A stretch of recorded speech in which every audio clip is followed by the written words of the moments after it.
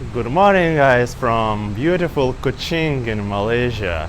Kuching seems like a new destination for digital nomads because it's a small but chilled and relaxed town where you can find everything you need, and it's really beautiful. It has some, Western world feeling which is usually hard to find in Asia, and I am really amazed, to see that here. And today I want to talk about self-confidence. This is a really big topic for developers, especially when somebody reaches you and asks you, can you make me this app or website for my 100 hotels which I manage? And then you think, can I really do it?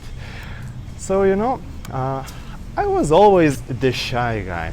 The guy who was afraid of reaching out to people, the guy who was afraid to talking to others, but somehow, something switched inside of me, which allowed me to become the CTO of a big e-commerce company, and pushing even further. With this self-confidence, I even managed to score a private meeting with Dr. John Demartini, who is like the most intellectual guy on planet Earth, who has reached 3 billion people in his 44-year career. So I will talk about this in the end of the lesson. And now, I just want to tell you my personal story. I was always shy. Why I was always shy? Because the problem was that my mom was working in a kindergarten. The same kindergarten where I was going as a child, of course. And so you can imagine, I was always with my mom like for the whole day, Other childs, they usually spend their mornings and evenings with their mom, and they spend their days with other childs in a kindergarten. Now, my story was different because I was always with my mom, My mom would take me to the kindergarten as she was working there, and I was always with her because she was working on the same group. And I was as people said, I was always under my mom's skirt. The second problem was that the group where my mom was working, the children of that group, they were 1 year younger. So, I was always feeling like an outsider, I was always afraid, to go and talk and play with those kids, because I just felt I don't belong to that group, So I would always prefer, being under my mom's skirt rather than going and playing with other kids, And I realized that this had a big impact on my later life, because this shyness, this, this feeling of being afraid to reach out to other people, this has evolved into something, in my later years. And I remember, so how I started my career as a web developer, it's a really funny story. I was just doing some projects for, as a hobby, just learning some HTML and CSS, a bit of PHP. And one day, somebody whom I didn't know, somebody just called me and said, "Hey, I run a real estate agency. I need a website for it. I need it built on WordPress. Can you do this for me?" And you know what I said? I said, "No, I don't work with WordPress." Now, when I think about this, it could have been like the biggest mistake ever of my whole career, because, I said no because, I just didn't have the self-confidence. I was just shy. I was afraid, because I was just doing my thing, just some HTML, some CSS, some PHP, really simple stuff, And somebody calls me, and somebody actually asks me to go a bit higher, to do something more, to do something harder, something more complex. And I was so afraid that I said, no, I don't work with WordPress. And you know what happened after that? I'm really thankful for this guy, because he said, well, but I really need this website. Can you at least try? You know, he actually tried to persuade me to start working with WordPress. And you know, I thought for a second and I said, okay, let's try. So I did it. And of course later it progressed into something bigger, you know. More and more clients started calling, more and more people started calling me, and they became my clients later. And you know, something just clicked, you know, in my mind, that first, you know, without self-confidence, like if you always say no when somebody asks you to do something you're afraid of, you will definitely be stuck, you know, in where you are. You will never ever progress into something bigger. Second point that clicked in my head, that you know, you don't need to actually have the skills. You just need to say yes, because you know, in web, in software, in apps, you know, everything can be learned online.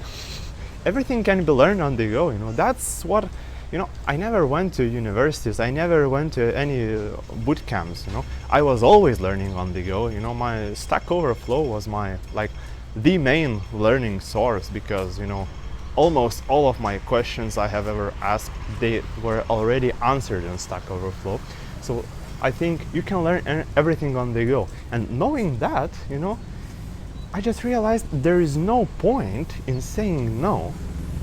You can always say yes. You know, as Henry Ford once said, if you believe you can do something, or if you don't believe, you're still right. You know, you're right in both ways. So this is how I became like the freelancer.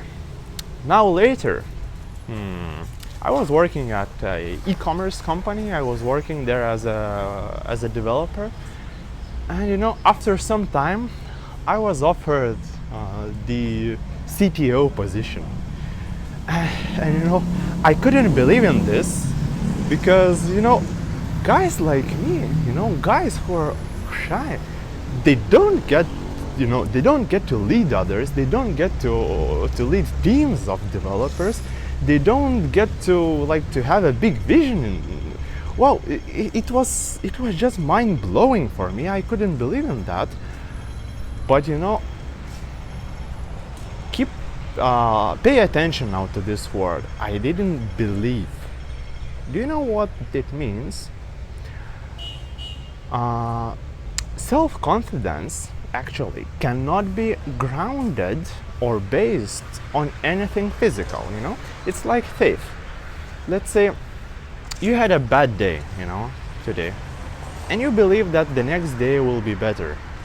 So what do you have? You have faith in yourself. Is it grounded on something? No. You just somehow believe. You just somehow have faith in yourself.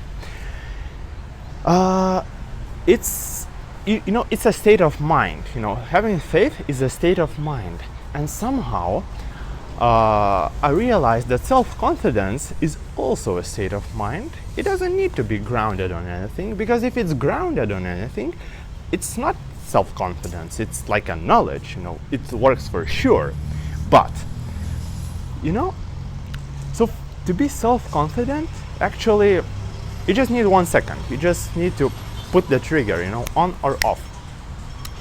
So I was offered a CTO position, you know, and I couldn't believe for a while, but then I realized, you know,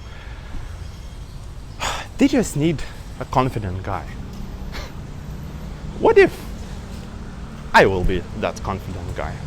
Because I can do it, you know. Anyone can be self-confident, you know. That's the secret that only self-confident people will tell you.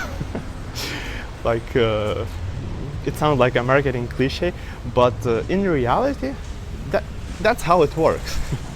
If you say yes, you can do it. you can do it. The universe will bring you opportunities to do it. But if you say no, if you think that you can't handle it, you won't.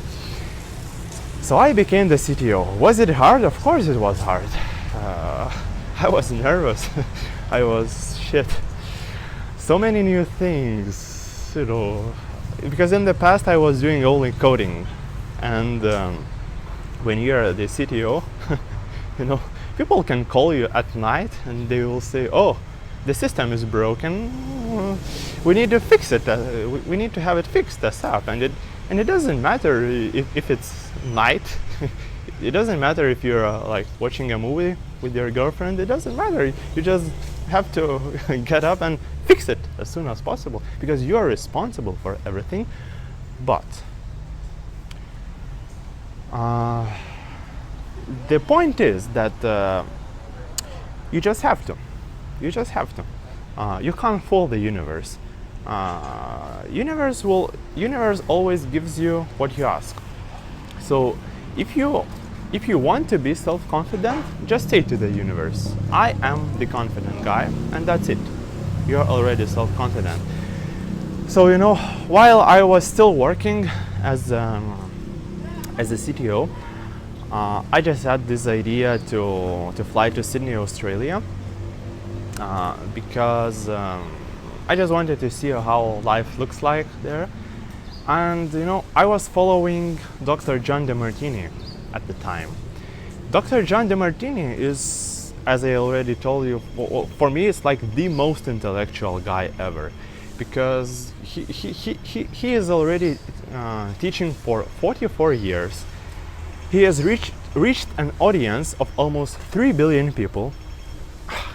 He's really knowledgeable. He has read 10,000 books, and he is one of the richest guy I have ever seen. And I realized that his seminar is happening in Sydney just at the time when I am there. And I checked the price of that seminar, and it said, well, it was about 2,000 euros.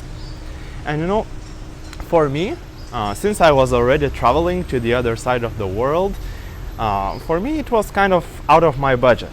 I didn't really want to pay those 2,000 euros. So then I asked myself, so what can I do?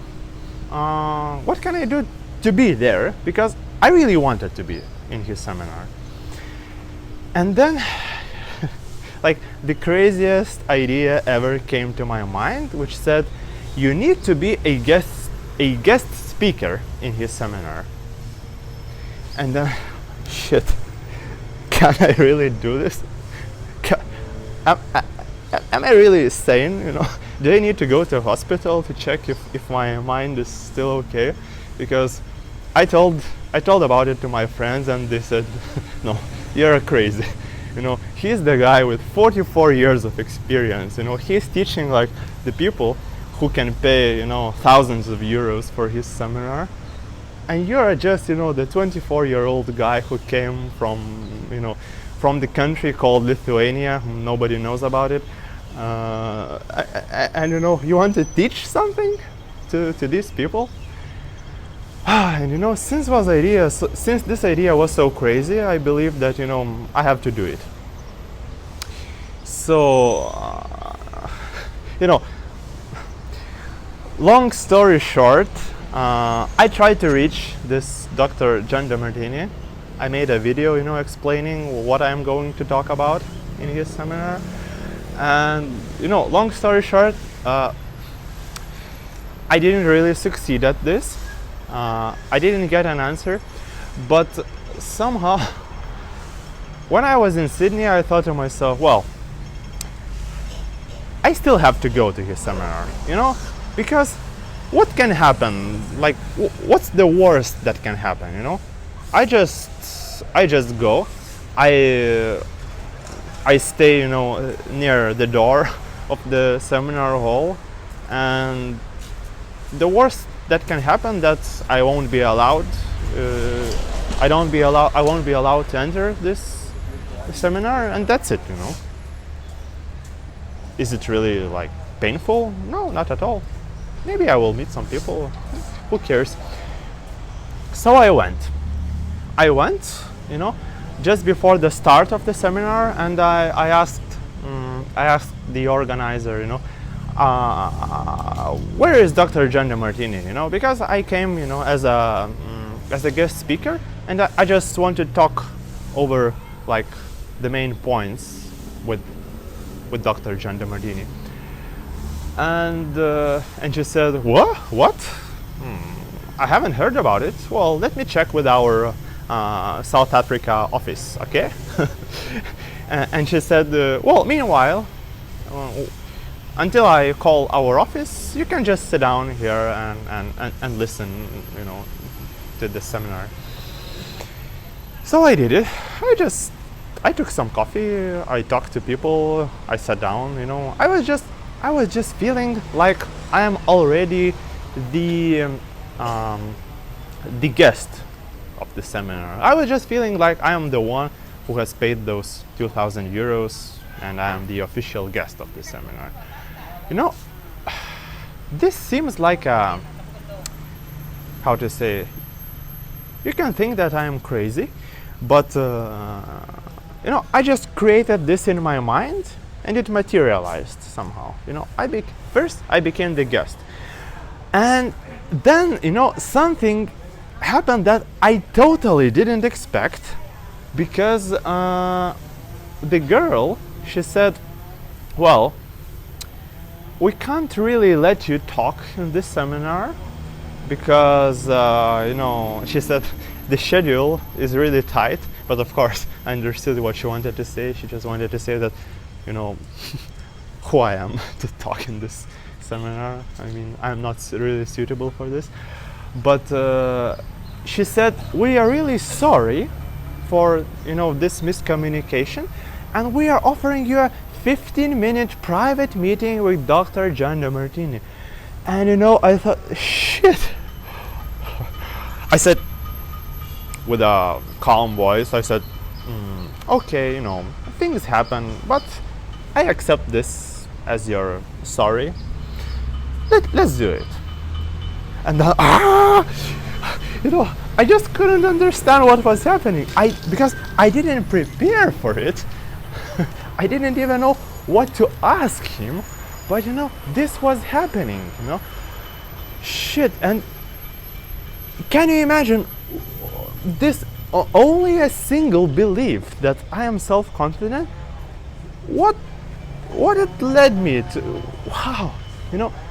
Like several years ago, I was the guy who was afraid, to reach out to people. I was afraid to talk to others, and now, I was offered an opportunity to speak, with my idol, with the guy, who has reached 3 billion people. I don't even know. I don't even know what to ask him. So I had the meeting, I was really nervous, I was shaking because that was, even out of my mind, but I did it. I had this meeting with him. I asked him, questions like, shit. I was so excited. And the lesson from this, why I am actually telling you. Because if you continue to say no, if you continue to think that, I'm just a guy who can change the color of a button, I'm just the guy who puts HTML tags, I'm the guy who lays bricks, you will stay in this position for years, and you will get to nowhere. The point is that you need to imagine yourself as the guy who is building the cathedral. You understand? The guy who is building the cathedral, you have to think big. And you have to understand that in order to feel self-confident, you just need to tell yourself that you're self-confident. Nothing else at all. Inside of me, I'm still shy actually. I still have problems, to start talking with people.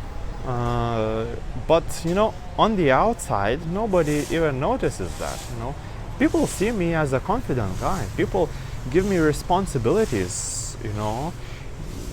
because let's say if they didn't see me as a confident developer, they wouldn't have offered me the CTO position. You know, people see you as confident when you tell yourself that you're confident. It doesn't matter if you feel insecure inside. You know, I think after some time you just learn how to deal with this. Yeah, so what I want to say that whenever somebody calls you and asks, you know, can you build something with WordPress? Can you build something with Symfony? Can you build something like with Ruby, even if you don't know anything about Ruby? You just say yes, and that's it. It's not a problem at all, because you will learn everything on the go. You know, people who make it in life, they just tell themselves that I am the confident guy, and that's it. That's how you become different from others. You don't need anything else. So this is my lesson. Thank you for watching, and yeah, feel free to subscribe and feel free to shoot your lessons. You can ask me on YouTube, reach me on Facebook, you can ask me personal questions on Snapchat. I will always reply with videos, and I'm always happy to help you on your on developing you as a confident developer, because you know I have seen a lot. You know, I have like 12 years of experience already, and you know, life is your playground. Play it, you know, brave, because you don't know when is your last day on earth. Maybe it's tomorrow. Why waste your time being shy? Be brave, be bold. Sky's the limit.